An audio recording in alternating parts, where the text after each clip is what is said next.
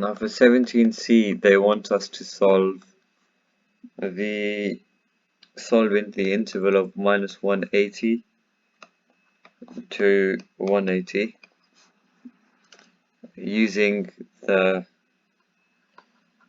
equation sec x plus tan x equals to minus 3. Well,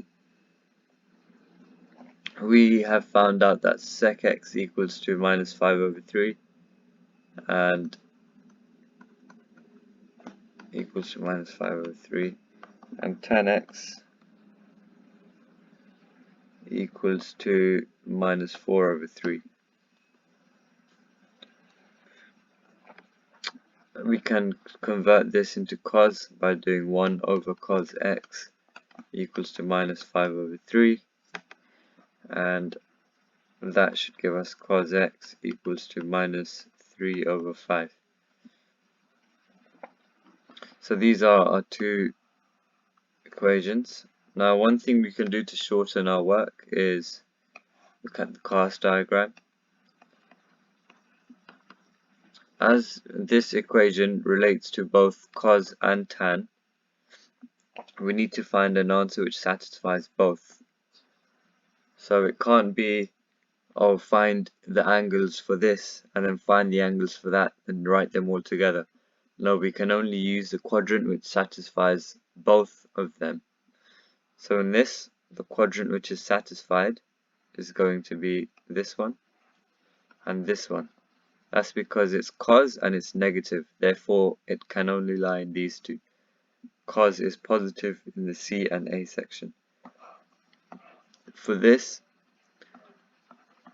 as it's tan and it's negative, it can only lie in this region and this region. Now comparing the two graphs, the only quadrant which is highlighted by both is the S section. So we need to find an angle in the S section. We'll use tan x. Tan x equals to minus 4 over 3. And when we find x by doing the inverse, that should give us minus 4 over 3. X minus 4 over 3, angles, degrees. That should give us minus 53.13. That's the same as saying 53.13 in the positive direction. But we want this angle because it's in this quadrant, the S quadrant. And to do that, you're going to do 180 minus 53.13, and that gives you 126.87 degrees.